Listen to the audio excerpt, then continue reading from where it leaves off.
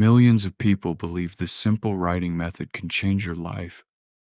Some say it brought them money, love, even their dream job. Others say it's complete nonsense. So, who's right? Today we're separating myth from psychology, and the answer is far more surprising than either side expects. Write a number, any number.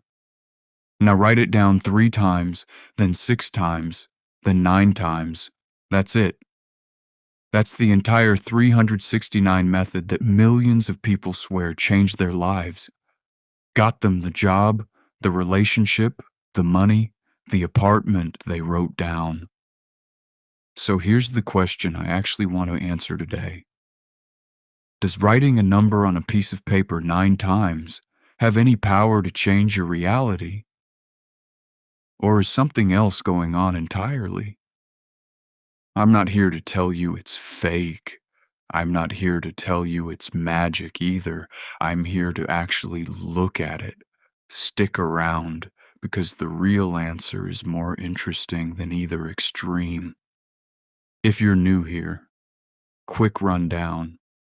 The method is credited, loosely and probably inaccurately, to Nikola Tesla, who reportedly said, "If you only knew the magnificence of the 3, 6, and 9, you would have a key to the universe."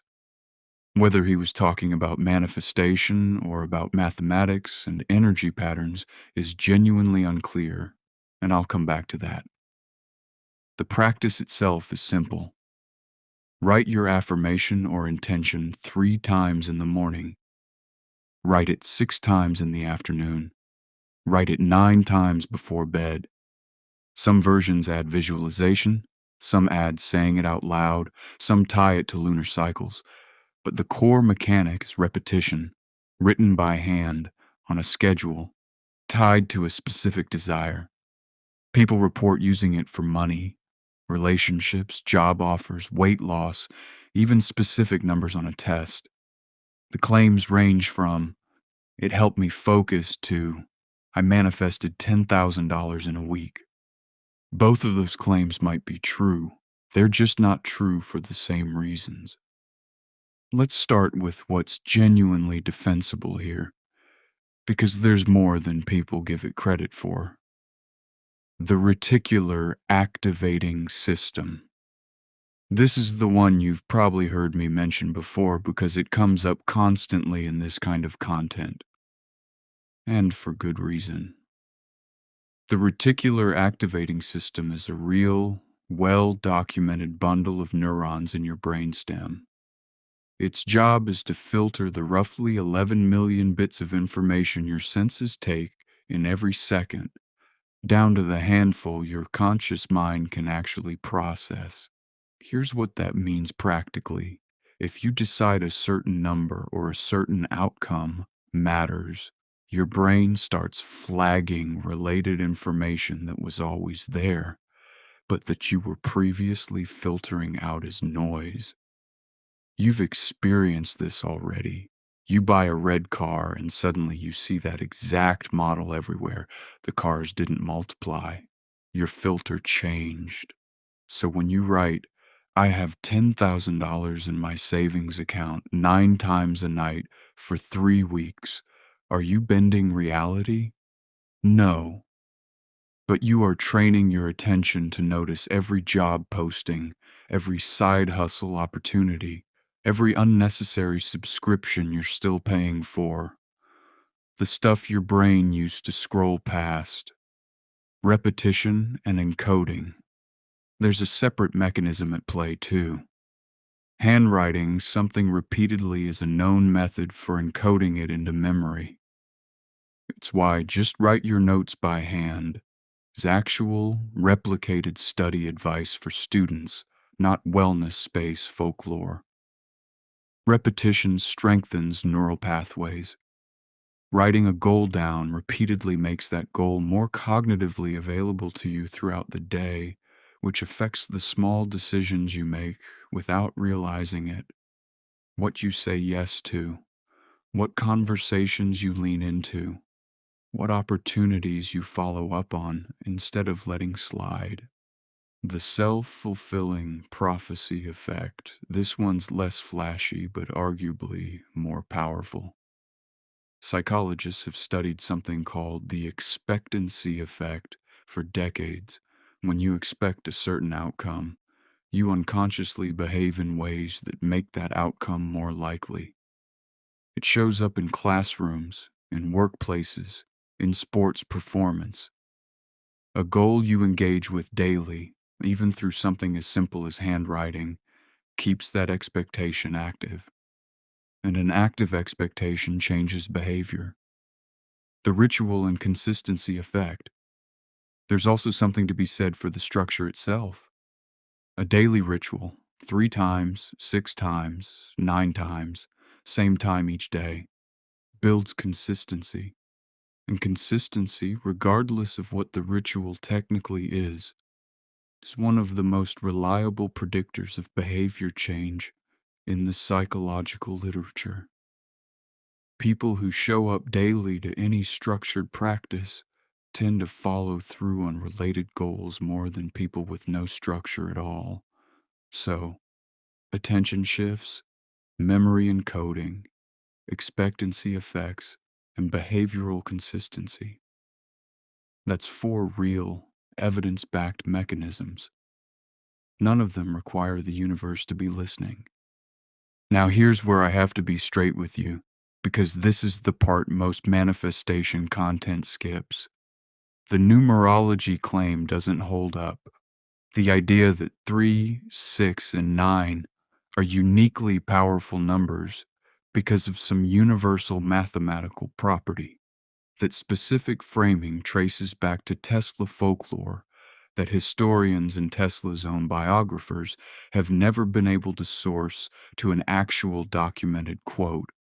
It shows up in digital root theory and vortex-based mathematics, which are pattern observations, not physical laws.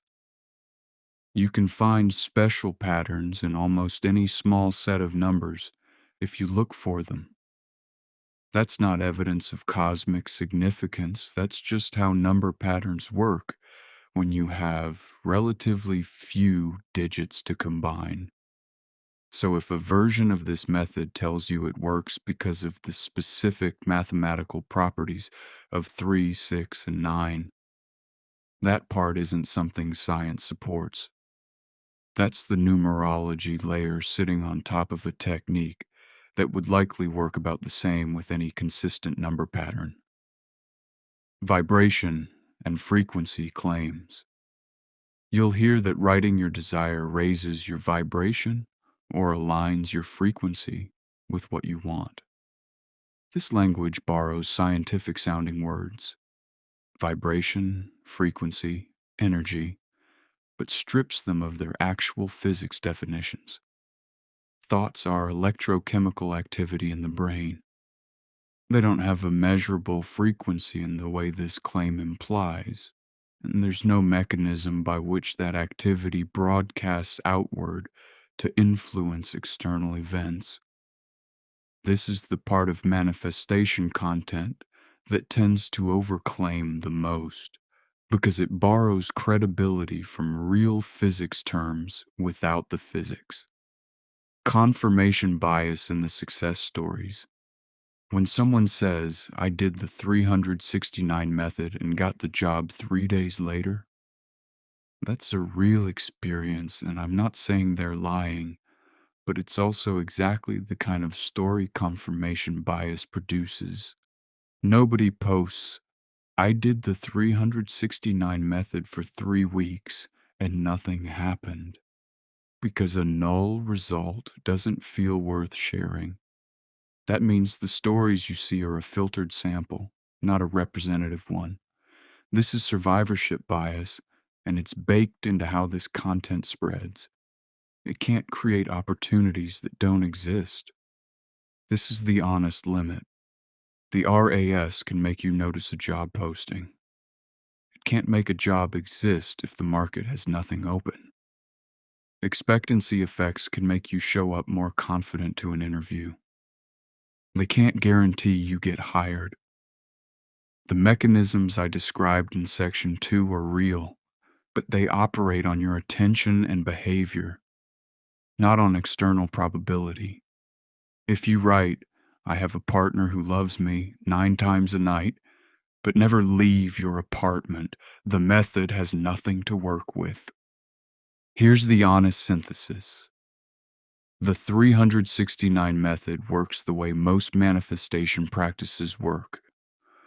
Not because of the mechanism claimed, but because of the mechanism it accidentally builds.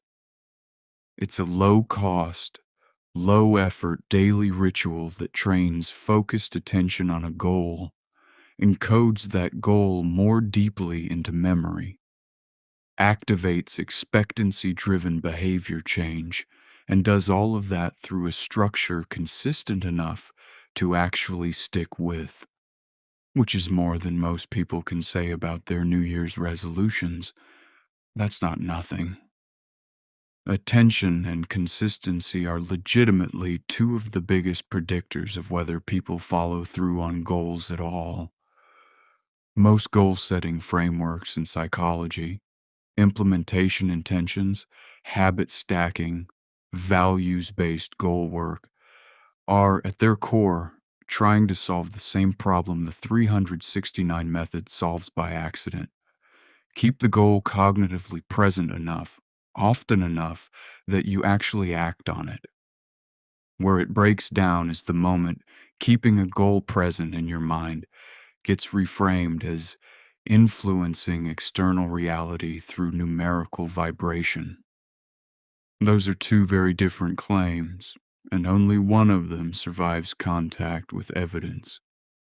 If you want to try it, and there's no harm in trying it, here's how to get the real value out of it instead of the mythologized version.